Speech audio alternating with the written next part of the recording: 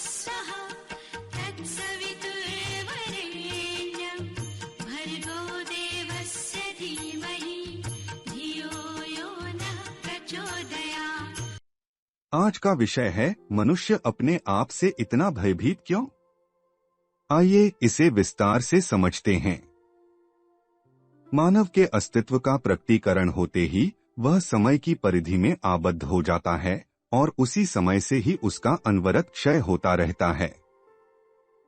कुछ वर्ष पूर्व तक ऐसी मान्यता थी कि जब तक देह का विकास होता रहता है तब तक उसका क्षय नहीं होता, किंतु अब एक नया विश्वास पनपा है। जॉर्ज एडब्ल्यू वोहम ने अपनी पुस्तक the search for ways to keep youthful में प्रतिपादित किया है कि हमारा शरीर नित्य प्रति क्षय होता रहता है, जिसका आरंभ पलने से ही हो जाता है। लाखों कोशिकाएं नित्य प्रति क्षय होती रहती हैं, जिनका प्रतिस्थापन फिर कभी नहीं होता। इसका अर्थ हुआ कि मानव के जन्म से ही उसका भौतिक शरीर एक कठोर नीति के अपरिवर्तित नियम के अनुसार मृत्यु की ओर अग्रसर होता ही रहता है। उसकी आयु में जैसे जैसे वृद्धि होती जाती है, इस रहस्य का स्पष्ट रूप से उसे बोध होता जाता है। इसे हमारे अस्तित्व की दुर्गति ही कहना होगा। मानव जिस सीमित स्थिति में अपने आप को पाता है, वह उसे बिल्कुल ही नहीं सुहाती। वह धीरे धीरे समझने लगता है कि जिस सुपरिचित सृष्टि में वह अनेक वर्षों से आमोद प्रमोद से जीवन यापन करता रहा है, वह उससे एक अटल नियम के अंतर्गत निश्चित रूप से पृथक होकर ही रहेगी और वह इस आत्मचेतन जीवन को अंततः समाप्त होते हुए एक पंगु की तरह बिना किसी प्रकार का अवरोध उत्पन्न किए असहाय और दीनहीन बनकर देखता रहेगा। मनुष्य अपने आसपास के वातावरण की सृष्टि के बंदीगृह में, जिसकी मृत्यु एक सजग प्रहरी है, न केवल एक बंदी की तरह रहता है, वरन वह अपनी भावनात्मक मूल प्रवृत्ति व लालसा के बंधनों में भी सतत आबद्ध रहता है। मनुष्य को सजीव व निर्जीव के बीच की दरार का, जिसका प्रतीक मृत्यु है, बोध हो जाता है, किंतु उसे किसी भी प्रकार से अथवा विचारों के द्वारा पाटा जाना संभव नहीं है। यह मानव की क्षणभंगुरता की सत्यता और उसकी स्थायित्वहीनता को ही प्रकट करती है।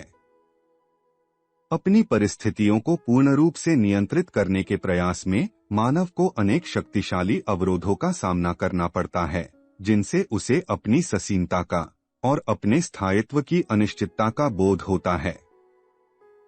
वह कभी किसी विशिष्ट दबाव के सामने घुटने न भी टेके, फिर भी उसे अस्तित्ववादियों के अनुसार अनिवार्यतः मानव की मूलभूत सीमाओं की मूल स्थिति को टिकाए रखने में अपनी अयोग्यता को स्वीकार करना ही होगा। यह स्थिति प्रायः अपराध और मृत्यु के समय ही देखी जा सकती है।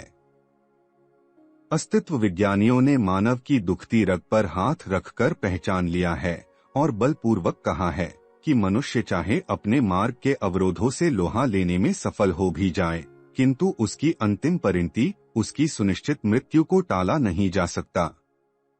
मृत्यु के पश्चात एक ऐसी अभेद्य दीवार मानव बुद्धि के सम्मुख एक प्रश्न चिन्ह के रूप में खड़ी है। जीवन के संपूर्ण ढांचे पर से मृत्यु का अवलोकन करने पर वह मानव के उच्च मनोभावों का एक संकटकालीन क्षण प्रतीत होता है। जब मनुष्य एकांत में अपने स्वयं की देहरूपी कारागृह की दीवारों पर दस्तक देता है और प्रत्युत्तर के अभाव में, निराशा की नीरवता में वह उन मित्रों और प्रिय स्वजनों को याद करता है जिन्होंने ऐसी ही असहाय स्थिति में उसके सामने ही देखते देखते उस शून्य को भरने के लिए अंतिम प्रयाण किया था, और वह उनसे पुनर्मिलन की सुखद कल्पना तरंगों में खो जाता है। इस प्रकार के विचारों पर अविश्वास करके उन्हें टाला नहीं जा सकता, क्योंकि अनेक असाधारण अंतर्ज्ञानियों ने समय समय पर उनकी पुष्टि की है। अन्यथा इस प्रकार के विचारों के अस्तित्व का आज कोई अवशेष ही नहीं रहता। मृतात्माओं का किसी माध्यम से प्रकटीकरण और उनके द्वारा अनेक सार्वजनिक रूप से ज्ञात व अज्ञात असाधारण स्मृतियों का उद्घाटन करने से भी इन विचारों को बल मिलता है। परामनोवैज्ञानिक इन घटनाओं में पुनर्जन्म की संभावनाओं को खोजने का प्रयास करते हैं। मनुष्य को मृत्यु विषयक भय उसके भौतिक जीवन के अस्तित्व की समाप्ति अथवा उसकी चेतना के अंत की चिंता उसे एकाकी बना देती है। किंतु यदि कहा जाए कि मानव स्वेच्छा से इस संसार को एक क्रियाविधि के रूप में त्याग कर मृत्यु का वरण करता है, वो न तो इसे उपयुक्त ही कहा जाएगा और न ही तर्कसंगत। कारण कि हम में से अनेक असाध्य रोगों से ग्रसित रहते हुए व कष्टमय जीवन जीते हुए भी कोई स्वेच्छा से मरना नहीं चाहता।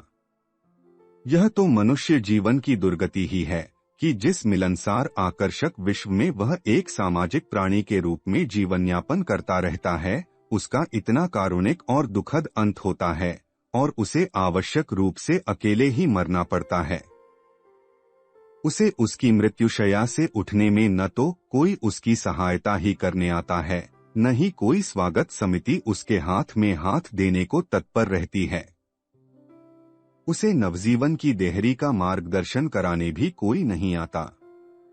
वास्तव में मनुष्य मृत्यु के भय से इतना भयभीत नहीं होता जितना कि इस संसार को अकेले ही छोड़कर जाने की और मार्ग के अनेक प्रकार के कष्टसाध्य अवरोधों की विभिन्न प्रकार की कल्पनाओं की चिंता से। यहाँ यह बताना आवश्यक न होगा कि संत जन जिन्हें इस संसार से किसी भी प्रकार की आसक्ति नहीं होती और वे एकाकी जीवन जीते हैं, उनके अपने विरक्त जीवन के कारण उन्हें अकेलेपन का न तो भय रहता है और न ही किसी प्रकार की चिंता ही सताती है। मनुष्य अपने अस्तित्व की समाप्ति और अकेलेपन की चिंता पर इस आशा और विश्वास के आधार पर विजय प्राप्त कर सकता है कि मृत्यु के पश्चात भी उसका अस्तित्व किसी न किसी रूप में शेष अवश्य रहेगा। उसके इस हाड़ मांस के शरीर का ही केवल क्षय होगा, किंतु इस जैविक और विकासात्मक शरीर से मुक्त होने पर वह एक नए उन्मुक्त जीवन की राह पर चल सकेगा। इंद्रियों के सीमित बंधनों से मुक्त होकर अंततः मनुष्य अपनी विशुद्ध आत्मा को जान लेता है। वह अपने शारीरिक बंधनों की सीमा से परे भारहीन होकर अपनी पूर्णता की संभावना का अनुभव करता है। मनुष्य ने इस आशा को बल देने का और इस विश्वास में सुदृढ़ता लाने का प्रयास किया है, किंतु इस गूढ़ विषय को समझने की क्षमता के अभाव में और इस पर चिंतन करने में अपने को अयोग्य मानकर उसने ईश्वर का मानवीयकरण कर लिया है। उसने ईश्वर के मानवाकारी काल्पनिक रूप की सृष्टि कर ली है ताकि उसकी शरण में पहुंचकर वह अनश्वर बना रह सके। उसने एक ऐसे स्वर्ग की भी कल्पना की है जहां कि उसकी आत्मा के विश्राम करने के अतिरिक्त उसे देवदूतों, संतों और मित्रों का साहचर्य भी प्राप्त होगा। उसने एक काल्पनिक नरकलोक की भी सृष्टि की है जहां की बुरे कर्मों के लिए यथायोग्य यातनाओं की व्यवस्था भी होगी। वास्तव में हमारी इस ज्ञात सृष्टि के प्रतिकूल एक रहस्यमय वातावरण की भी सृष्टि है। उसके कोई रहस्य अचानक प्रकट हो जाने से मनुष्य के मन में भय और भ्रम दोनों का ही संचार होता है।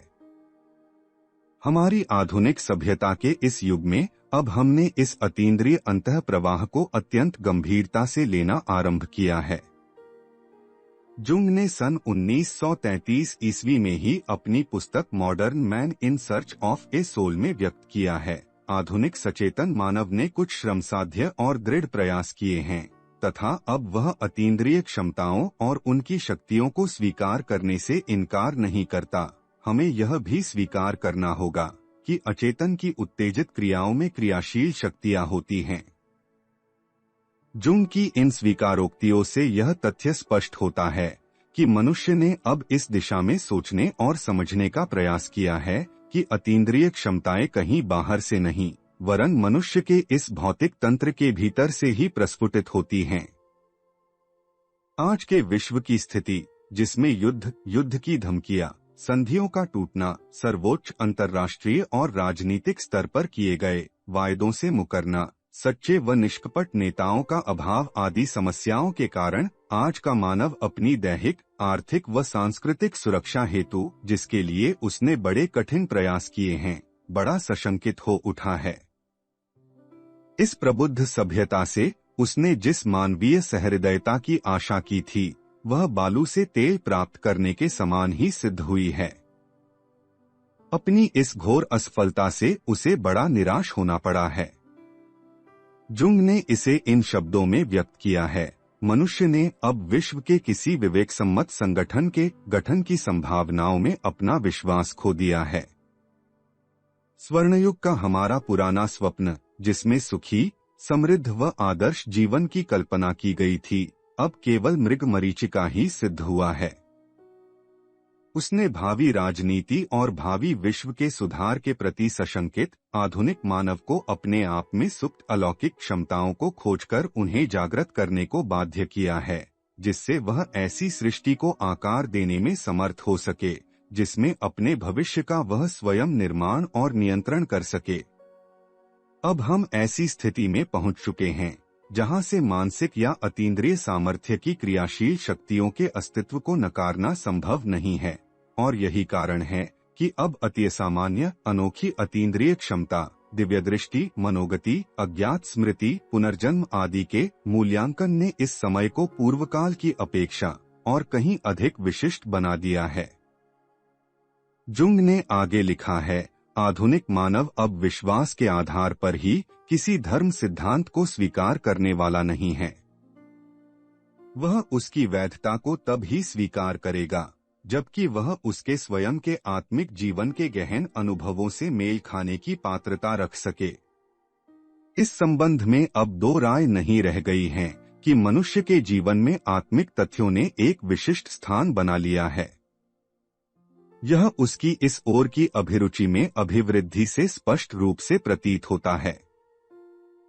मनुष्य ने अपने भौतिक ज्ञान का और उसके द्वारा प्राप्त शक्तियों का उपयोग और दुरुपयोग करके उन्हें दोनों प्रकार से परखा है, किंतु उनके द्वारा न तो उसे शांति और न सुरक्षा ही मिल सकी है।